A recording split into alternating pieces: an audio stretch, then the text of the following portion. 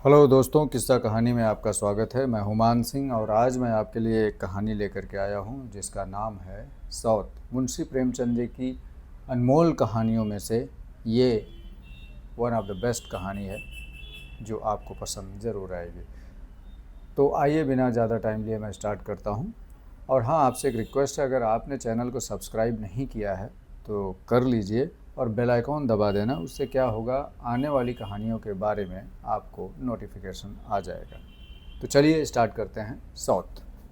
जब रजिया के 2-3 बच्चे होकर मर गए और उम्र ढल चली तो रामू का प्रेम उससे कुछ कम होने लगा और दूसरे ब्याह की धुन सवार हुई। आए दिन रजिया से बकझक होने लगी। रामू एक न एक बहाना खोजकर रजिया पर बिगड़ता और उसे मारता और अंत को वो नई स्त्री ले ही आया। इसका नाम था दासी।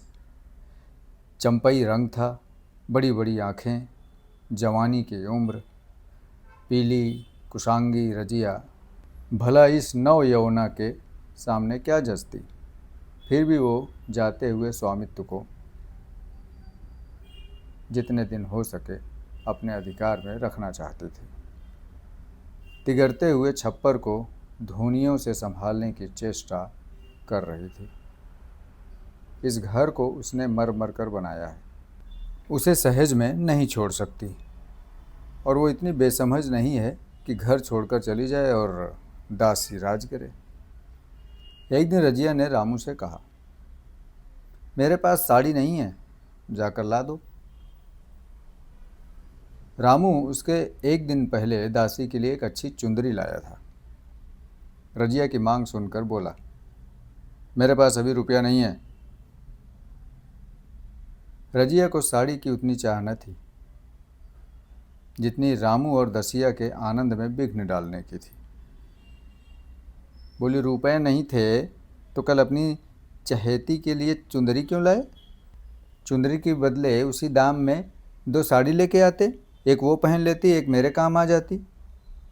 रामू ने स्वेच्छा भाव से कहा, मेरी इच्छा, जो चाहूँगा करूँगा, तू बोलने वाली है कौन? अभी उसके खेलने खाने के दिन है और तू चाहती है कि उसे अभी से नून तेल की चिंता में डाल दूँ? ये मुझसे ना होगा। तुझे ओढ़ने पहनने की साधा है तो काम कर। भगवान ने क्या हाथ पैर नहीं दिए हैं? पहले तो घड़ी रात उठकर काम धंधे में लग जाती थी, अब उसकी डाह में पहर दिन पड़ी रहती है। तो रुपए क्या आकाश से गिरेंगे? मैं तेरे लिए जान थोड़ी ही दे दूंगा। रजिया ने कहा, तो क्या मैं उसकी लौंडी हूँ कि वो रानी की तरह पड़ी रहे और मैं घर का सारा काम करूँ? इतने दिनों छाती फाड़कर काम किया, उसका ये फल मिला, तो अब मेरी बला काम करने आती है। मैं जैसे रखूँगा तो वैसे ही रहना पड़ेगा। रामू बोला, मेरी इच्छा होगी रहूँगी, नहीं तो अलग हो जाऊँगी। जो मेरी इच्छा हो कर, मेरा गला छोड़। रामू फिर बोला, अच्छी बात है, आज से मैं तेरा गला छोड़ती हूँ, समझ लूँगी विधवा हो गई। रामू दिल में इतना तो समझता था कि ये गृहस्थी रजिया की जोड़ी हुई है। चाहे उसके रूप में उसके लोचन विलास के लिए आकर्षण ना हो, संभव था कुछ देर के बाद वो जाकर रजिया को मना लेता। पर दासी भी कूटनीति में कुशल थी। उसने गर्म लोहे पर चोटें जमाना शुरू किया। बोलती है, आज देवी जी किस बात पर इतना बिगड़ रही थी? रामू ने उदास मन में कहा, तेरी चुंदरी के पीछे रजिया महाभारत मचाए हुए है। अब कहती है अलग रहूँगी। मैंने भी कह दिया, जा, जो तेरी इच्छा करे कर। दसिया ने आंखें मटका कर कहा, ये सब नखरे हैं कि आकर हाथ पांव जोड़े, मनावन करे और कुछ नहीं। तुम चुपचाप बैठे रहो, 2-4 दिन में आप ही गर्मी उतर जाएगी। तुम कुछ बोलना नहीं, उसका मिजाज और आसमान पर चढ़ जाएगा। रामू ने गंभीर भाव से कहा, दासी, तुम जानती हो वो कितनी घमंडिन है। वो मुंह से जो बात करती है उसे करके छोड़ती है। रजिया को भी रामू से ऐसी कृतज्ञता की आशा न थी। वो जब पहले की सी सुंदर नहीं, इसलिए रामू को अब उससे प्रेम नहीं है। पुरुष चरित्र में ये कोई असाधारण बात न थी, लेकिन रामू उससे अलग रहेगा इसका उसे विश्वास न था। ये घर उसी ने पैसा पैसा जोड़कर बनवाया। गृहस्थी भी उसी की जोड़ी हुई है। अनाज का लेन देन उसी ने शुरू किया। इस घर में आकर उसने कौन कौन से कष्ट नहीं झेले। इसलिए तो कि पौरुख थक जाने पर एक टुकड़ा चैन से खाएगी और पड़ी रहेगी, और आज वो इतनी निर्दयता से दूध की मक्खी की तरह निकालकर फेंक दी गई। रामू ने इतना भी न कहा कि तू अलग नहीं रहने पाएगी, या मैं खुद मर जाऊंगा या तुझे मार दूंगा, पर तुझे अलग न होने दूंगा। तुझसे मेरा ब्याह हुआ है, हंसी ठट्ठा नहीं है। जो जब रामू को उसकी परवाह नहीं है तो वो रामू की परवाह क्यों करे? क्या सभी स्त्रियों के पुरुष बैठे होते हैं? सभी के माँ बाप बेटे पोते होते हैं? आज उसके लड़के जीते होते तो मजाल थी कि ये स्त्री लाते और मेरी ये दुर्गति करते। इस निर्दयी को मेरे ऊपर इतना भी दया न आया। सारी हृदय की सारी परवशता इस अत्याचार से विद्रोह करने लगी। वही आग जो मोटी लकड़ी को स्पर्श भी नहीं कर सकती, फूस को जलाकर भस्म कर देती है। दूसरे दिन रजिया एक दूसरे गांव में चली गई। उसने अपने साथ कुछ न लिया। जो साड़ी उसकी देह पर थी वही उसकी सारी संपत्ति थी। विधाता ने उसके बालकों को तो पहले ही छीन लिया था, आज उसका घर भी छीन लिया।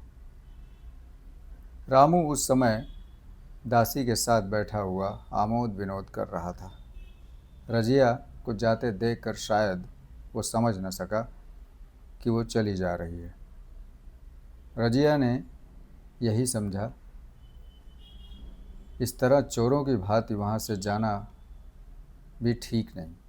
वो दासी को और उसके पति को और सारे गांव को दिखा देना चाहती थी कि वो इस घर में से ढेले भर की चीज़ नहीं ले जा रही है। गांव वालों की दृष्टि में रामू का अपमान करना ही उसका लक्ष्य था। उसके चुपचाप चले जाने से कुछ भी हासिल न होता। रामू उल्टा सबसे कहेगा रजिया उसकी घर की सारी संपत्ति उठा ले गई। उसने रामू को पुकार कर कहा, संभालो अपना घर, मैं जाती हूँ। तुम्हारे घर की कोई भी चीज़ अपने साथ नहीं ले जा रही हूँ। रामू एक क्षण के लिए कर्तव्य भ्रष्ट हो गया। क्या कहे उसकी समझ में नहीं आया। उसने आशा न की थी कि वो यूँ चली जाएगी।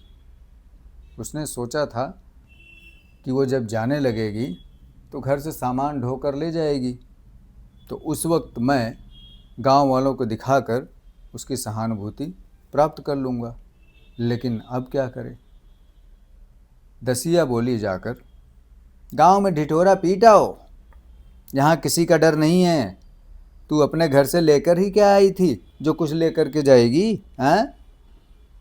रजिया ने उसके मुंह न लगकर रामू से कहा, सुनते हो अपनी चहेती की बातें, फिर भी मुंह नहीं खुलता।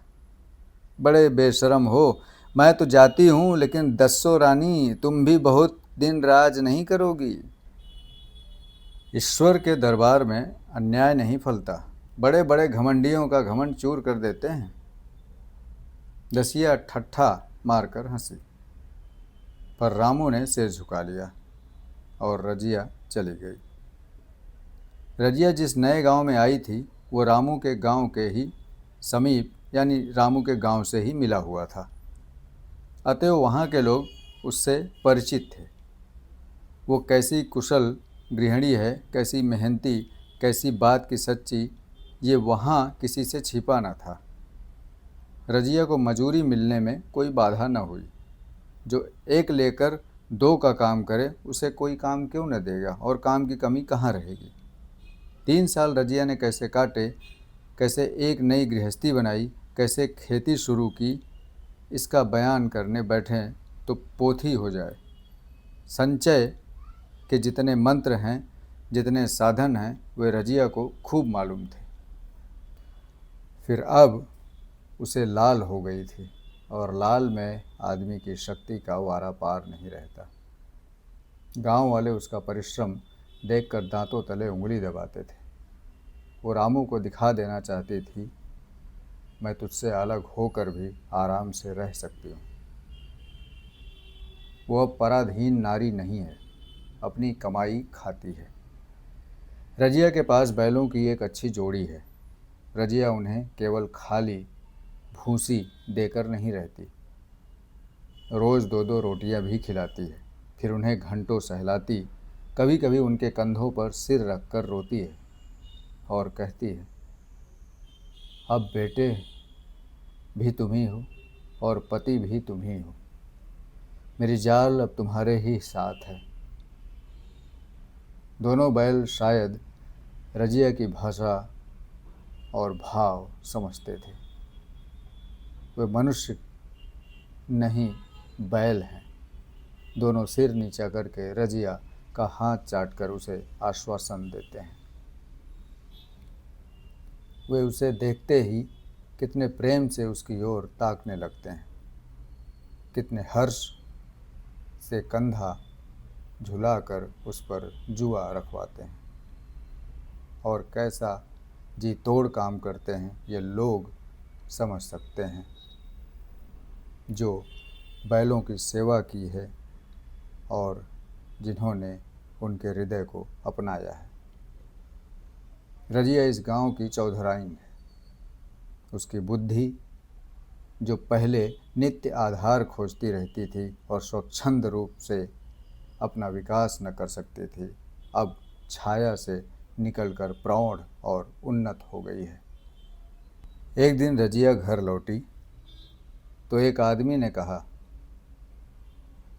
अरे तुमने सुना, चौधराइन रामू तो बहुत बीमार हैं, सुना 10 लंघन हो गए हैं।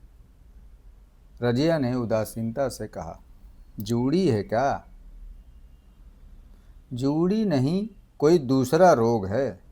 बाहर खाट पर पड़ा था, मैंने पूछा कैसा जी है रामू, तो रोने लगा, बुरा हाल है, घर में एक पैसा भी नहीं है कि दवा दारू करे। दसिया के एक लड़का हुआ है, वो तो पहले भी काम धंधा न करती थी और अब तो लड़कोरी है, कैसे काम करने आती। सारी मार रामू के सिर पर जाती है। फिर कहने चाहिए नए दुल्हन यो कैसे रहे। रजिया ने घर जाते हुए बोला, जो जैसा करेगा आप ही भोगेगा। लेकिन अंदर उसका जी न लगा।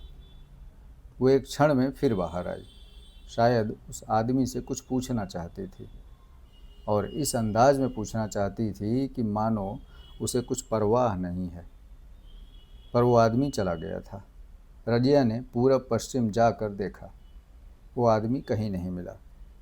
तब रजिया द्वार की चौखट पर बैठ गई। इसे वो शब्द याद आए जो उसने 3 साल पहले रामू के घर से निकलते समय कह रहे थे।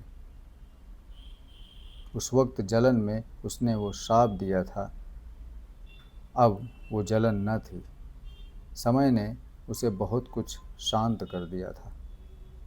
रामू और दासी की हीनावस्था अब ईर्ष्या के योग्य नहीं, दया के योग्य थी। उसने सोचा, रामू को 10 लंघन हो गए हैं तो अवश्य ही उसकी दशा अच्छी न होगी। कुछ ऐसा मोटा ताज़ा तो पहले भी न था, 10 लंघन ने तो बिल्कुल ही घुला डाला होगा। फिर इधर खेती बाड़ी में भी टोटा ही रहा, खाने पीने को भी ठीक ठाक न मिला होगा। पड़ोसी की एक स्त्री ने आग लेने के बहाने आकर पूछा, सुना रामू बहुत बीमार है, जो जैसे करेगा वैसा पाएगा। तुम्हें इतनी बेदर्दी से निकाला कि कोई अपने बैरी को भी न निकालेगा। रजिया ने टोका, नहीं दीदी, ऐसी बात नहीं थी। वे तो बेचारे कुछ बोले ही नहीं। मैं चली तो सिर झुका लिए। दसिया के कहने में आकर वो चाहे जो कुछ कर बैठे, यूँ मुझसे कभी कुछ नहीं कहा। किसी की बुराई क्यों करूं? फिर कौन मर्द ऐसा है जो औरतों के बस में नहीं आया जाता? दसिया के कारण उनकी ये दशा हुई है। पड़ोसिन ने आग न मांगी, मुंह फेर कर चली गई। रजिया ने कलसा और रस्सी उठाई और कुएं पर पानी खींचने गई। बैलों को सानी मानी देने की बेला आ गई थी, पर उसकी आंखें उस रास्ते की ओर लगी हुई थी जो मलसी रामू का गांव को जाता था। कोई उसे बुलाने अवश्य आ रहा होगा। नहीं, बिना बुलाए वो कैसे जा सकती है? लोग कहेंगे आखिर दौड़ी दौड़ी आई ना। मगर रामू तो अचेत पड़ा होगा। 10 लंघन थोड़े नहीं होते। उसकी देह में वैसे भी पहले ही क्या था। फिर उसे कौन बुलाएगा? दसिया को क्या गरज पड़ी है? कोई दूसरा घर कर लेगी, जवान है, 100 गाहक निकल आएंगे। अच्छा, वो आ तो रहा है। हाँ, आ रहा है। कुछ घबराया सा जान पड़ता है। कौन आदमी है? इसे तो कभी मलसी में नहीं देखा। मगर उस वक्त से मलसी कभी गई भी तो नहीं। 2-4 नए आदमी आकर बसे ही होंगे। बटोही चुपचाप कुएं के पास से निकला। रजिया ने कलसा जगत पर रख दिया और उसके पास जाकर बोली, रामू महतो ने भेजा है तुम्हें? अच्छा तो घर चलो, मैं तुम्हारे साथ चलती हूँ। नहीं, अभी मुझे कुछ देर है, बैलों को सानी मानी देना है, दिया बत्ती करनी है। तुम्हें रुपए दे दूँ? जाकर दसिया को दे देना, कह देना कोई काम हो तो बुला भेजे। बटोही रामू को क्या जाने, किसी दूसरे गांव का रहने वाला था। पहले तो चकराया, फिर समझ गया। चुपके से रजिया के साथ चला गया और रुपए लेकर लंबा हुआ। चलते चलते रजिया ने पूछा, अब क्या हाल है उनका? बटोही ने अटकल से कहा, अब तो कुछ संभल रहे हैं। दसिया बहुत रो धो तो नहीं रही है? रोती तो नहीं थी। वो क्या रोएगी, मालूम होगा पीछे। बटोही चला गया तो रजिया ने बैलों को सानी मानी किया, पर मन रामू की ओर ही लगा हुआ था। स्नेह स्मृतियाँ छोटी छोटी तारिकाओं की भांति मन में उदित होती जाती थी। एक बार जब वो बीमार पड़ी थी, वो बात याद आई। 10 साल हो गए, वो कैसे रात दिन उसके सिरहाने बैठा रहता था। खाना पीना तक भूल गया था। उसके मन में आया, क्यों न चलकर देखी आवें। कोई क्या कहेगा? किसका मुंह है जो कुछ कहे? चोरी करने थोड़ी जा रही हूँ। उस आदमी के पास जा रही हूँ जिसके साथ 15-20 साल रही हूँ। दसिया नाक सिकोड़ेगी, मुझे उससे क्या मतलब। रजिया ने किवाड़ बंद किए, घर मजूर को सहेजा और रामू को देखने चली, कांपती झिझकती, क्षमा का दान लिए हुए। रामू को थोड़े ही दिनों में मालूम हो गया था, उसके घर की आत्मा निकल गई और वो चाहे कितना जोर करे, कितना ही सिर खपाए, उसमें स्फूर्ति नहीं आती। दासी सुंदरी थी, शौकीन थी और फूहड़ थी। जब पहला नशा उतरा तो ठाएं ठाएं शुरू हुई। खेती की उपज कम होने लगी और जो होती भी थी वो ऊट पटांग खर्च होती थी। ऋण लेना पड़ता था। इसी चिंता और शोक में उसका स्वास्थ्य बिगड़ने लगा। शुरू में कुछ परवाह न की, परवाह करके ही क्या करता, घर में पैसे न थे। अताइयों की चिकित्सा ने भी बीमारी की जड़ को और मजबूत कर दिया। और आज 10-12 दिन हो गया उसका दाना पानी छूटे। मौत के इंतज़ार में खाट पर पड़ा कराह रहा था, और अब वो दशा हो गई थी जब हम भविष्य में निश्चिंत होकर अतीत में विश्राम करते हैं, जैसे कोई गाड़ी आगे का रास्ता बंद पाकर पीछे लौटे। रजिया को याद करके वो बार बार रोता और दासी को कोसता, तेरे ही कारण मैंने उसे घर से निकाला। वो क्या गई, लक्ष्मी चली गई। मैं जानता हूँ अभी भी बुलाऊं तो दौड़ी आएगी, लेकिन बुलाऊं किस मुँह से। एक बार वो आ जाती तो उससे अपने अपराध का क्षमा मांग लेता, फिर मैं खुशी से मरता और लालसा कोई नहीं रही। सहसा रजिया ने आकर उसके माथे पर हाथ रखते हुए पूछा, कैसा जी है? मुझे तो आज हाल मिला। रामू ने सजल नेत्रों से उसे देखा पर कुछ कह न सका। दोनों हाथ जोड़कर उसे प्रणाम किया, पर हाथ जुड़े ही रह गए और आंख उलट गई। लाश घर में पड़ी थी, रजिया रो रही थी, दसिया चिंतित थी। घर में रुपए का नाम नहीं। लकड़ी तो चाहिए ही, उठाने वाले भी जलपान करेंगे ही। कफन के बगैर लाश कैसे उठेगी? 10 से कम का खर्च न था। यहाँ घर में 10 पैसे भी नहीं। डर रही थी कि आज गहन आफत आई। ऐसे कीमती भारी गहने भी नहीं थे। किसान की बिसात ही क्या, 2-3 नग बेचने से 10 मिल जाएंगे, मगर और हो ही क्या सकता है। उसने चौधरी के लड़के को बुलाकर कहा, देवर जी, यहाँ बेड़ा पार कैसे लाओगे? गांव में कोई ठेले का विश्वास नहीं करने वाला। मेरे गहने हैं, चौधरी से कहो उन्हें गिरवी रखकर आज का काम चलाएं, फिर भगवान मालिक है। रजिया से क्यों नहीं मांग लेती? सहसा रजिया आंखें पोंछती हुई आ निकली। कान में भनक पड़ी। पूछा, क्या है जोखू? क्या सलाह कर रहे हो? अब मिट्टी उठाओगे कि सलाह की बेला है? हाँ हाँ, उसी का इंतज़ाम कर रहा हूँ। रुपए पैसे तो यहाँ होंगे नहीं, बीमारी में खर्च हो गए होंगे।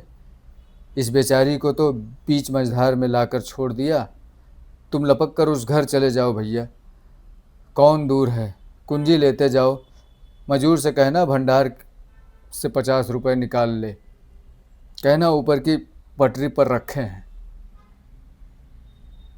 वो तो कुंजी लेकर उधर गया। इधर दसिया रजिया के पैर पकड़कर रोने लगी। बहनापे के ये शब्द उसके हृदय में पैठ गए। उसने देखा रजिया में कितनी दया, कितनी क्षमा है। रजिया ने उसे छाती से लगाकर कहा, क्यों रोती है बहन? वो चला गया, मैं हूं ना, किसी बात की चिंता न कर। इसी घर में हम और तुम दोनों उसके नाम पर बैठेंगे। मैं वहाँ भी देखूंगी, यहाँ भी देखूंगी। धप भर की बात ही क्या, कोई तुमसे गहने पाते मांगे तो मत देना। दसिया का जी होता था कि सिर पटक कर मर जाए। इसे उसने कितना जलाया, कितना रुलाया और घर से निकाल कर छोड़ा। रजिया ने पूछा, जिस चीज़ के रुपए हों सूरत करके मुझे बता देना। मैं झगड़ा नहीं रखना चाहती। और बच्चा इतना दुबला क्यों हो रहा है? दसिया बोली, मेरे दूध होता नहीं। गाय जो तुम छोड़ गई थी वो मर गई और ये दूध नहीं पीता। राम राम, बेचारा मुरझा गया है। मैं कल ही गाय लाऊंगी, सभी गृहस्थी उठा लाऊंगी। वहाँ क्या रखा है? लाश से उठी रजिया उसके साथ गई। दाह कर्म हुआ, भोज हुआ, कोई 200 रुपये खर्च हो गए, किसी से मांगने न पड़े। दसिया के जौहर भी इस त्याग की आँच में निकल गए। बिलासनी सेवा की मूर्ति बन गई। आज रामू को मरे 7 साल हुए हैं। रजिया घर संभाले हुए है। दसिया को वो सौत नहीं, बेटी समझती है। पहले उसे पहनाकर तब आप पहनती है, उसे खिलाकर आप खाती है। जोखू पढ़ने जाता है, उसकी सगाई की बातचीत पक्की हो गई। इस जाति में बचपन में ही ब्याह हो जाता है। दसिया ने कहा, बहन गहने बनवा कर क्या करोगी? मेरे गहने तो धरे ही हैं। रजिया ने कहा, नहीं री, उसके लिए नए गहने बनवाऊंगी। अभी तो मेरा हाथ चलता है, जब थक जाऊं तो जो चाहे करना। तेरे अभी पहनने ओढ़ने के दिन हैं, तू अपने गहने रहने दे। नाइन ठकुर सोहाती करके बोली, आज जोखू के बाप होते तो कुछ और ही बात होती। रजिया ने कहा, वो नहीं है तो मैं तो हूँ। वे जितना करते मैं उसका 2 गुना करूँगी। जब मैं मर जाऊँ तब कहना जोखू का बाप नहीं है। ब्याह के दिन दसिया को रोते देखकर रजिया ने कहा, बहू तुम क्यों रोती हो? अभी तो मैं जीती हूँ, घर तुम्हारा है, जैसा चाहो रहो। मुझे 1 रोटी दे दो बस, और मुझे क्या करना है? मेरा आदमी मर गया, तुम्हारा तो अभी जीता है। दसिया ने उसकी गोद में सिर रख दिया और खूब रोई। जीजी तुम मेरी माता हो,